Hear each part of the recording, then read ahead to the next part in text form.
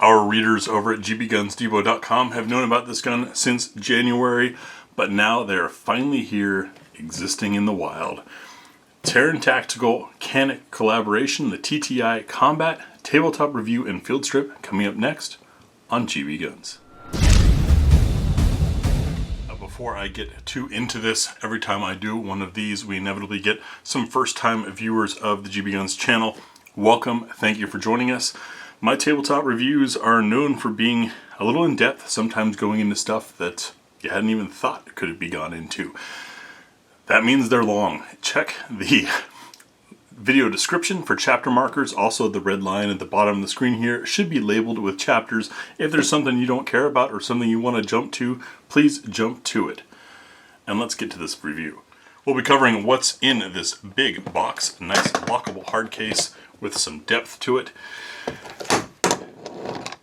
Of course, taking a look at the manual, do fit, finish, and features. I'm going to do a little bit of a deeper dive into how I think this gun came to be and some of the feature sets to it, some predictions on the performance.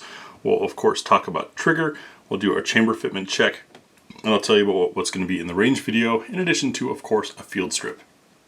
So opening up the case, we have a plaque up top. And I will zoom in. You guys can pause here to read that if you want. Sorry about the glare, but it's a nice note from Terran Butler of Terran Tactical. See if I can block that. There you go. That's your pause spot. Essentially saying how proud he is of how Terran Tactical has grown and evolved, as well as how Canik has grown and evolved. And I have my own thoughts on that. As you see, Canik started off as the affordable Walther clone out of Turkey. That's how people referred to it.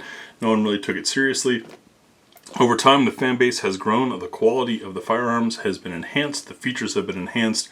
With the Mete line, as I outlined in my Canik guide, I saw them depart away from being a pure follow of a Walther design and start to really become their own gun. Massive following, quite accomplished, respected, still reasonably affordable. These Terran Tactical guns have always been, well, not for my income bracket. I guess we could say high-end performance guns, custom done, that cost quite a bit. As a result, I had never been able to get my hands on one before, even though I watched Terran 3-gun with his Vepr 12 back when I was 3-gunning with a Vepr 12. But this combination, I think, is really cool in that it is finally bringing a Terran Tactical gun to the, I don't know, how do we describe ourselves, folks? The working class, the layman, the people who aren't going to spend or can't spend the amount for a used car on a handgun. This is a nice collaboration incorporating Canik's design and production abilities, as well as with their reasonable pricing, with Terran Tactical's innovations and tweaks to make performance guns. As we open up, we had a envelope on here with a note on the disassembly. They do this nice laminate card here because Caniks are a little bit different and not everyone seems to understand that, as well as a card about what all is in the Canik toolbox, which is a pretty cool device, and our manual, which of course we will get into. I took a look at manuals because I think the quality of them and the effort that goes into them is indicative of how well a company wants you to understand the product. For example, though this is, for many intents and purposes, a Canik Mete gun, rival line of gun, it's got its own manual. They didn't just slap in a used basic one. We have all of our basic warnings in here. I always get questions about running plus P ammunition for some reason, even though this is not a gun you'd need it to. It's a 4.6 inch barrel. And the instructions in here say that it's made for CIP and SAMI spec and NATO spec. NATO spec is 10% higher pressure than regular SAMI. Plus P is 10% higher pressure than regular SAMI. If it can run NATO, it can run plus P, is my conclusion from that logic there. There's all the specs. Don't worry about pausing. The pinned comment will take you to the full review at GBGunsDepot.com, where all that will be nice and easy to read. We have illustrations, which are great because they can be used to color and highlight things that are different, draw your attention to stuff in ways that photos can't always do. And more importantly, we have how to remove the compensator from the barrel because it is a bit different. Other than that, I don't have any special notes On here, you do have an optics guide for the 3 optics plates that are included with the gun, which will fit which. I usually take the optic I have, grab the plates, and find the plate that matches. Anyways, let's get done with this and on with the rest of what's in this case. And now, yes, I was sent this by Canik USA, so I apologize in advance if what is available off the shelf is any different from what's in this case, but I believe this is your standard retail case. We have our pistol that had a chamber flag in it until I played with it a little bit. The toolkit, this is a pretty cool thing. If you guys are not familiar with this, inside are all the bits and screws and parts that you need. There's your bit driver. This is a functioning tool, and it all stores inside the grip. Pretty neat concept there. And it seems to be of decent quality. I've used those on our others quite a bit. This is the 13th Canik that we reviewed. We have our optics plates. We have battery and screws, because this included something else that is launching on the same day as this pistol, although I did see it on the website a little bit sooner, is the Canik MO3 red dot, which has a nice big round window that's a little bit convex for using for racking and maybe to help reduce the risk of brass deflection going in the wrong direction. It uses a 2032 battery up to 60,000 hour battery life, sealed bottom there, and has a 6 MOA dot. The 6 MOA dot is what many pro speed dot shooters have said is ideal for them. We have an 18 round magazine and we have a 20 rounder with an extended base plate on here that is marked with both Canik and Terran's emblem. Down on the ground floor, the second level, we have our mechanic manual. If you guys are interested, let me know and I will give you separate coverage on the Canik MO3. We have a second recoil spring that I thought was interesting to include, and it is labeled low on it. Nice and small. The one that comes in the gun is not labeled with anything. I'm assuming this is a reduced power spring for the gamers that like to run soft loads, or if you have issues with limp wristing, or if the compensator is robbing too much energy from the cycling of the gun, that low power spring should help things work. Sorry about the focus there. We have our mechanic tool speed loader. We get a Terran Tactical coin marked Canik on the back. That's pretty neat. The gold coin, kind of a throwback or reference to what's recently made Terran Tactical popular, and that's the John Wick movies. We have our punch, bore rod, and a bore brush. There's also some cutouts here for including some other things like, and a holster. This holster is a little bit different from the ones that we've seen in the past. It also has the Terran Tactical logo on it, but I noticed it's got this nice quick adjust thumb screw for adjusting tension on it. You can see it's a pass-through belt style system with these bits here to lock up to your belt size. Enough about all the stuff. Let's get to the gun. Now, I saw this at SHOT Show, I saw it at IWA Classics, but this is the first time that I've been able to actually put my hand on it. And I made some initial assumptions based on what was in the case at those shows that I think are wrong. First off, aside from many other things that we'll get into later, we need to see that we have a spiral fluted barrel with a compensator on it. That compensator is cutting through 2 holes in the barrel and mounted on the end via a special way that we'll get to later on. So we are taking straight from the barrel, not an after barrel compensation type setup. When I first saw this, I thought, okay, they took the SFX full-size frame, SFX overall length, and used an SFT or SF slide and then made some slight cuts. I don't think that's quite true. For one, the frame texture is much more aggressive on it than it is on my rival here. And then the other, if we line up these slides, we see that our total length is not quite the same as the SFX rival. It's actually a little bit shorter overall length. I'm curious about slide length here because here's a Mete SF. Lining those up, we see that that's more the slide length that we have here, and our overall length is probably closer to the SFT. Don't worry, I won't bore you by grabbing that one too. But I was curious about this because this system means the reciprocating mass on this guy is quite potentially less than it is on this guy. Reciprocating mass is a large part of the recoil impulse you feel, is when all of that mass comes to a stop at the end and then shifts back forward and slams down. That's part of the recoil control that you're fighting. So when you have a lighter slide, you have less of that, potentially. Let's test that. So to start, we'll start with our SFX Arrival slide. And yes, I do have an optic on here with a plate that adds approximately 1 ounce to 1.5 ounces. Sorry, I'm not going to dismount my optic for you guys. 13.4 ounces. Let's call it 12 to 13. Well, let's call it 12, removing the optic.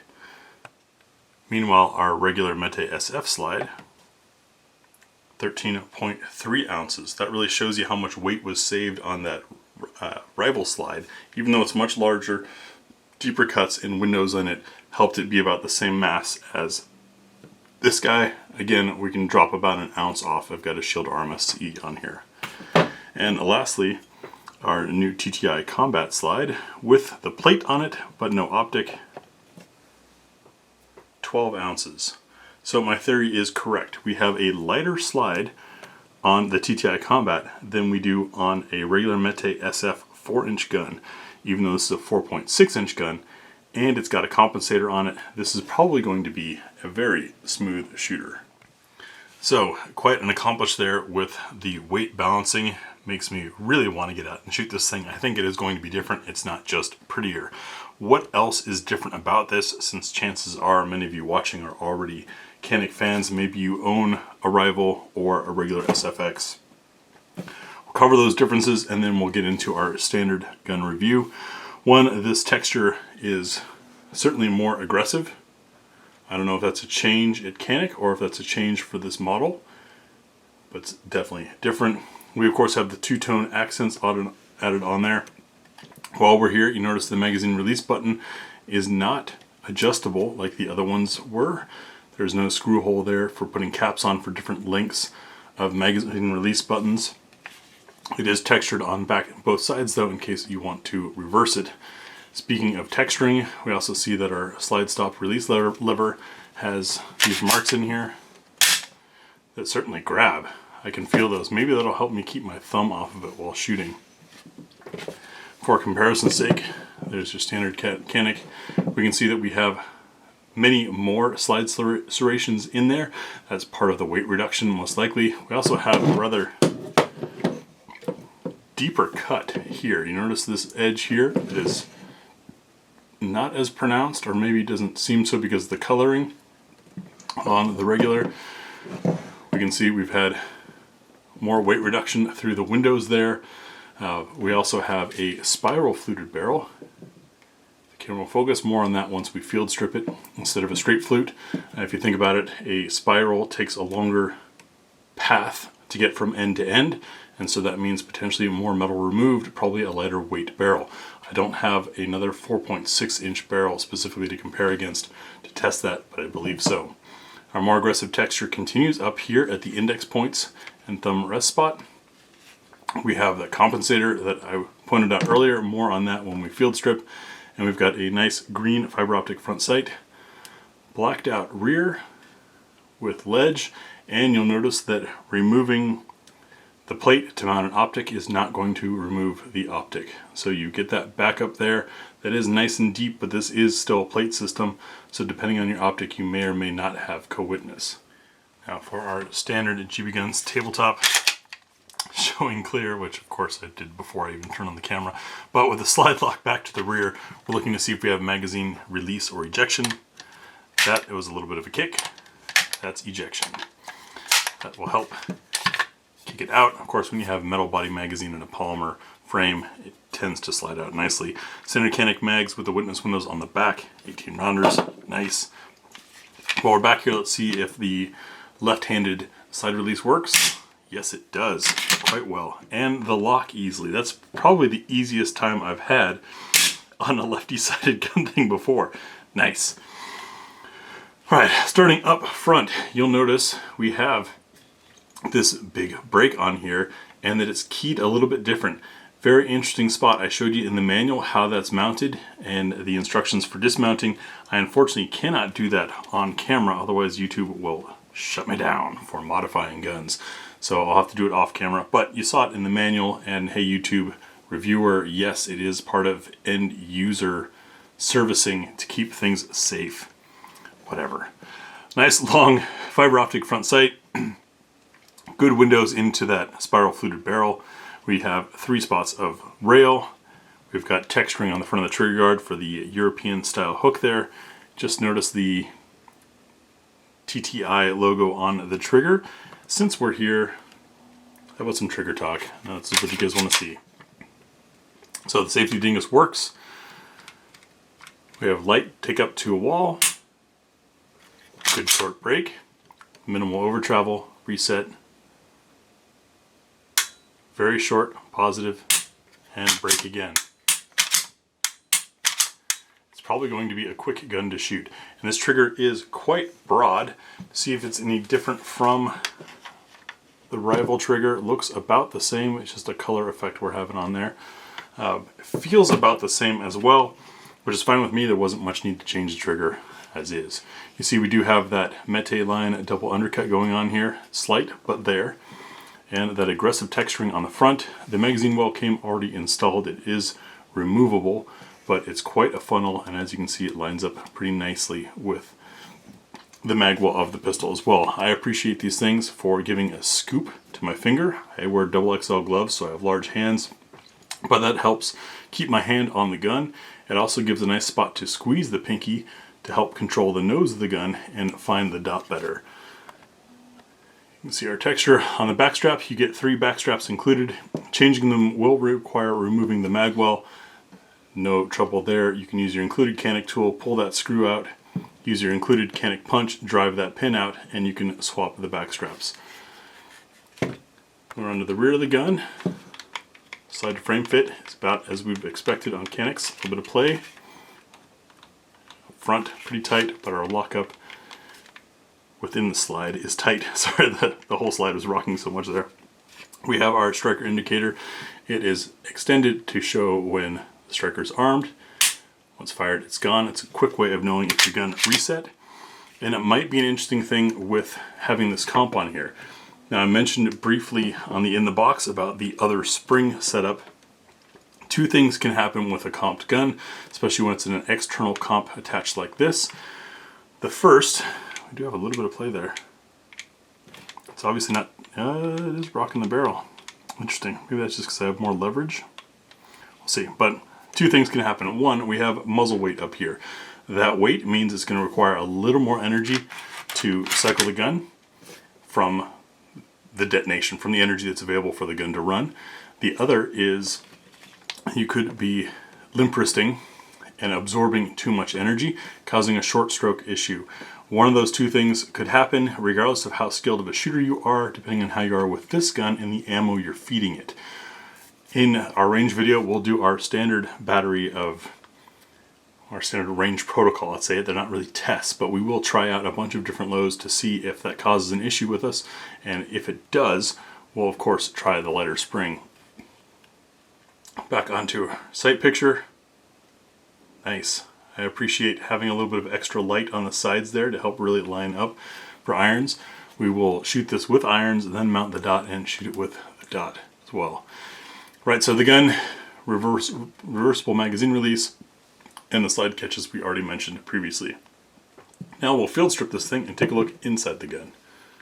Now field stripping this is going to be a little bit different than other Caniks, and field stripping a Canik is a little bit different than other guns. First we're going to check for clear.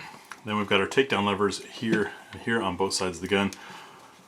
Pull back on them, well, release the striker, pull down on them, and let the slide go forward just a hair, and it comes off the top. You see it comes out about there. Once that rail is cleared, then the front rail is lined up with that slot there, and the slide can come off. Looking inside our frame, we see construction that looks very familiar.